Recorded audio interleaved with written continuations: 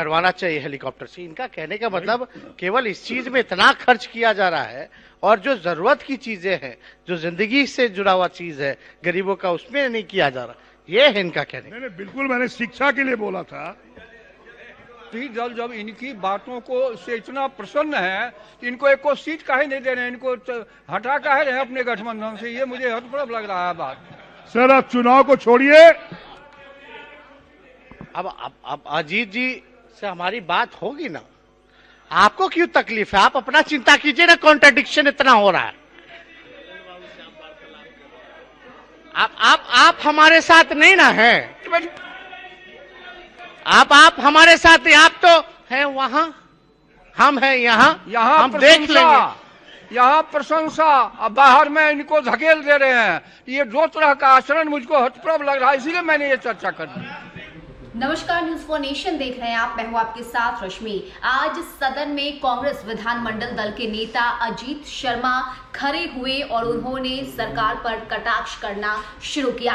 ठीक इसी समय बिहार के नेता प्रतिपक्ष तेजस्वी यादव भी अजीत शर्मा के सपोर्ट में नजर आए और सदन में बोलने लगे। बता दें कि इस बीच जेडीयू ने तेजस्वी यादव पर कटाक्ष किया है। जहां आपको बताएं कि जिस तरह से एमएलसी चुनाव को लेकर इस बार आरजेडी कांग्रेस से अलग होकर चुनाव लड़ रही है, इसको लेकर जेडीयू ने सीधे सीधे हमला बोला है तेजस्वी यादव पर। और जो सपोर्ट में सदन में आज अजीत शर्मा के लिए तेजस्वी यादव खड़े हुए, इसको लेकर हमला करते हुए जेडीयू की तरफ से ये कहा गया है कि अगर आप में इतनी ही ज्यादा दोस्ती थी तो फिर एमएलसी चुनाव में एक भी सीट आपने कांग्रेस पार्टी को क्यों नहीं दी। यानी कि एमएलसी चुनाव को लेकर ये जो तंज है, ये जो हमला है, वो जेडीयू ने तेजस्वी यादव पर किया है और इस बात का आरोप लगाया है कि अगर आप में इतनी अच्छी दोस्ती है, अगर आप में विपक्ष में इतना ही साथ घाट है, तो फिर आपने कांग्रेस पार्टी को एक भी सीट क्यों नहीं दिया। ऐसे में आपको ये पूरी तस्वीरें सदन के भीतर से दिखाते हैं कि आखिर किस तरह से तेजस्वी यादव पहले तो अजीत शर्मा के सपोर्ट में नजर आए और फिर क्या कुछ जेडीयू की तरफ से कटाक्ष किया गया है। यह फिजूल खर्ची किसके माथे जाएगी? यह खर्च इस सदन में बैठे माननीय मंत्री और माननीय सदस्यों पर ही केवल नहीं जाएगा, बल्कि यह गरीब जनता के माथे पर भी जाएगा। महोदय जी, ये सदस्य को बहुत बड़ा नुकसान हुआ है इनको। भैया शराबबंदी से नुकसान मुझे क्या हुआ ये बता दीजिए। शराबबंदी बहुत अच्छी चीज है माननीय मंत्री जी, लेकिन माननीय मुख्यमंत्री भी समझ चुके हैं कि शराबबंदी पूर्ण लागू नहीं है, तभी तो हेलीकॉप्टर से और ड्रोन से कर रहे हैं। इसलिए इसमें आपको हमको बोलने की जरूरत नहीं, खुद आप भी जानते हैं। चलिए इस पर बात कर लेंगे। न्यायी जो कहना चाह रहे हैं कि अच्छी बात है, अच्छी पहल, हेलीकॉप्टर से शराब ढूंढ रहे हैं, लेकिन कम से कम एम्बुलेंस सेवा भी हेलीकॉप्टर से करवाइए। आप जो है पेट्रोलिंग भी, नाइट पेट्रोलिंग हो या और भी पेट्रोलिंग हो, करवाना चाहिए हेलीकॉप्टर से। इनका कहने का मतलब केवल इस चीज में इतना खर्च किया जा रहा है और जो जरूरत की चीजें हैं, जो जिंदगी से जुड़ा हुआ चीज है गरीबों का, उसमें नहीं किया जा रहा। ये है इनका कहने। नहीं, बिल्कुल मैंने शिक्षा के लिए बोला था। दल जब इनकी बातों को से इतना प्रसन्न है तो इनको एक को सीट काहे नहीं दे रहे हैं, इनको हटा काहे रहे हैं अपने गठबंधन से, ये मुझे हतप्रभ लग रहा है बात। सर आप चुनाव को छोड़िए। अब अजीत जी से हमारी बात होगी ना, आपको क्यों तकलीफ है? आप अपना चिंता कीजिए ना, कॉन्ट्रडिक्शन इतना हो रहा है। आप हमारे साथ नहीं ना है, आप हमारे साथ, आप तो हैं वहां, हम हैं यहाँ हम देख लेंगे। यहाँ प्रशंसा, अब बाहर में इनको धकेल दे रहे हैं। ये दो तरह का आचरण मुझको हतप्रभ लग रहा है, इसीलिए मैंने ये चर्चा कर दी। अध्यक्ष महोदय, हमारे पूरे वक्तव्य को आपको सुनना चाहिए था, फिर अपनी पीड़ा को जाहिर करनी चाहिए।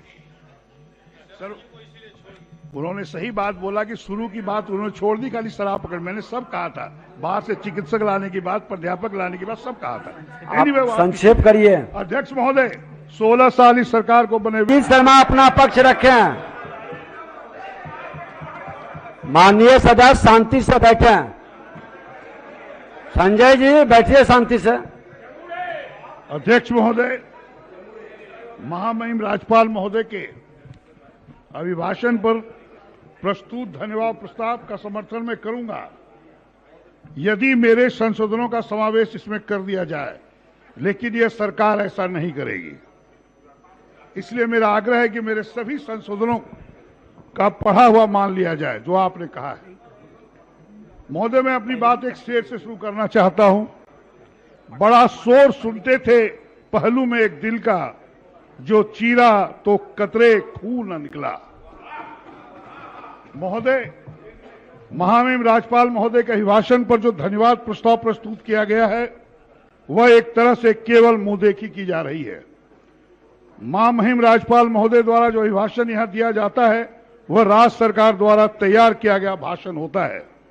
राज्य सरकार इस भाषण में अपने मुंह मियां मिट्ठू बन रही है। यदि एक एक बिंदु पर राज्य सरकार को गिनाया जाए तो कई दिनों तक इस विषय पर सदन में बहस चलती रहेगी। किसी राज्य में लॉ एंड ऑर्डर की स्थिति सुदृढ़ होने से ही उसका विकास होता है। वहां का औद्योगिक शैक्षणिक वातावरण सदैव शांतिमय माहौल पर निर्भर करता है, लेकिन यहां जो माहौल है उसमें शांति किसी को नसीब नहीं है।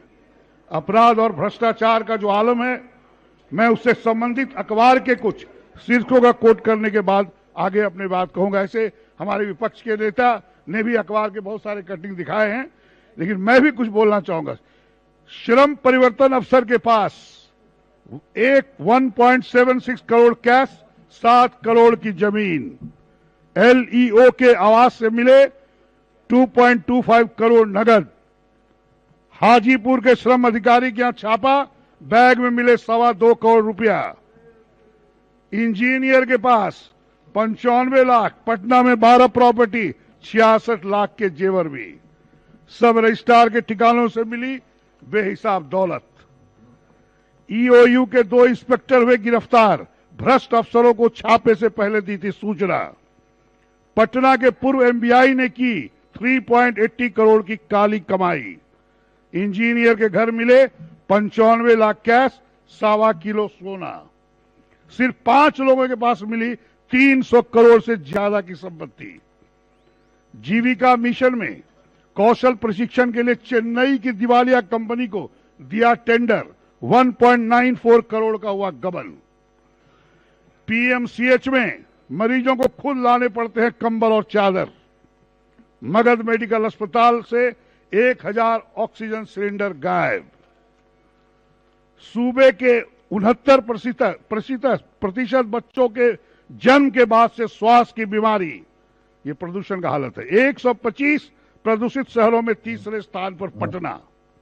आंकड़ों में संशोधन के बाद कोरोना से मौत के मामले में 16वें से 12वें स्थान पर आया बिहार। जिनकी हो चुकी थी मौत, वैसे 2424 लोगों को स्वस्थ मान रहा था स्वास्थ्य विभाग, यह दिनांक 5/12/2021 भास्कर के अखबार में। जितने शिशुओं ने लिया जन्म, उससे कहीं ज्यादा ने पहले घंटा में किया स्तनपान, दिनांक 22/12/2021 को जागरण अखबार में। कछुआ चाल चल रही राजधानी में स्मार्ट सिटी परियोजना पहले से, जरा पहले पॉइंट्स बोल लेते सर अखबार वाला। कछुआ चाल चल रही राजधानी में स्मार्ट सिटी परियोजना पहले से बने 120 मॉड्यूलर शौचालय, कहीं बंद तो कहीं गंदगी से भरे। अब 900 का नया टेंडर। अंधेरे की राजधानी, 85,000 स्ट्रीट लाइट में 25,500 खराब। ये योजनाओं के नाम पर खोदी गई 1100 किलोमीटर सड़कें अभी तक नहीं बनी। घर में घुसी उत्पाद एवं पुलिस टीम, शराब नहीं मिली तो जेवर और पानी की बोतल ही ले गई। जी तो अखबार में जो है वही ना पढ़ेंगे सर। अब कृषि का ले लीजिए सर। 1 लाख टन खाद की मांग, मिला 49,971 टन, दिनांक 2021 का प्रभात खबर। महोदय, बिहार एक पिछड़ा राज्य है जिसकी कुल आबादी का 80% कृषि पर ही निर्भर है। महोदय, बिहार के किसान प्रत्येक वर्ष बाढ़ एवं सुखाड़ से प्रभावित हो जाते हैं। अभी वर्तमान समय में किसानों को रबी फसल राई, सरसों, गेहूं, मक्का इत्यादि को 5 से 6 बार सिंचाई करनी पड़ती है, जिसके लिए किसानों को 90 से 95 रुपये प्रति लीटर डीजल खरीदना पड़ता है, जो किसानों के लिए एक समस्या है। महोदय, बिहार सरकार के द्वारा वर्ष 2020 खरीफ फसल तक डीजल अनुदान दिया गया है, उसके बाद से यह अनुदान बंद है। महोदय, मैं सदन से कहना चाहूंगा कि रबी फसल 2022 के लिए डीजल अनुदान रबी फसल 2022 पोर्टल को खोला जाए एवं किसानों से आवेदन लेकर उन्हें अनुदान दिया जाए। यह पूरे बिहार के किसानों का संवेदनशील मुद्दा है। सरकार स्वास्थ्य की बात करती है और इंदिरा गांधी हृदय रोग संस्थान का 10 मंजिला भवन का उद्घाटन 8 अगस्त 2020 को माननीय मुख्यमंत्री जी द्वारा किया जा चुका है, लेकिन 18 माह से अभी तक चिकित्सा उपकरण नहीं लगाए गए हैं, जिसके कारण लोगों को लाभ नहीं हो रहा है। यहाँ उद्योगों की चर्चा बार बार होती है। उद्योगों के लिए यह माहौल है, वह माहौल है, लेकिन बैंक जो उद्योगों को लिए ऋण देता है उस पर स्टाम्प ड्यूटी अत्यधिक है। इसके साथ ही जमीन का जो एमबीआर है वह भी अत्यधिक है। जितनी पूंजी उद्योग लगाने में लगती है उससे बहुत अधिक पूंजी जमीन खरीदने में लग जाती है, इसलिए लोग हतोत्साहित होते चले जा रहे हैं। महोदय, किसानों को बिजली देने की बड़ी चर्चा यह सरकार करती है। कृषि फीडर अलग से बनाए गए हैं, लेकिन जमीन की प्रकृति के हिसाब से वाटर डिस्चार्ज का आकलन नहीं किया गया है। फलस्वरूप पठारी क्षेत्र और मैदानी क्षेत्र में एक समान 8 घंटे बिजली ही दी जा रही है। पठारी क्षेत्रों में वाटर डिस्चार्ज कम होता है। पठारी क्षेत्रों में 12-13 घंटे बिजली देने पर ही मैदानी इलाकों के वाटर डिस्चार्ज की बराबरी की जा सकती है। महोदय, राज्य सरकार ने निर्णय लिया है कि हेलीकॉप्टर से अवैध शराब के अड्डे पकड़ेगी। ब्रिटेन, अमेरिका की तर्ज पर पुलिस की यह सर्चिंग प्रणाली कितनी खर्चीली है, इसका अनुमान समाज पत्रों में आया है। इस सर्चिंग में प्रतिदिन 5 से 6 लाख रुपए के खर्च होंगे, जो राज्य शिक्षा में, रोजगार के मामले में, उद्योग धंधों के मामले में और स्वास्थ्य के मामले में लगभग अंतिम पायदान पर है। उस राज्य में शराब की सर्चिंग हेलीकॉप्टर से कराने का निर्णय यहाँ के गरीबों के मुंह पर तमाचा मारने के बराबर है। किसी गरीब के इलाज के लिए चिकित्सक को हेलीकॉप्टर की सुविधा नहीं, किसी मरीज को लाने के लिए हेलीकॉप्टर की सुविधा नहीं, किसी विशेषज्ञ प्राध्यापक या चिकित्सक को किसी विश्वविद्यालय या मेडिकल कॉलेज में हेलीकॉप्टर से भेजा या लाया नहीं जा रहा है, लेकिन शराब के अड्डों को हेलीकॉप्टर में खोजा जाएगा।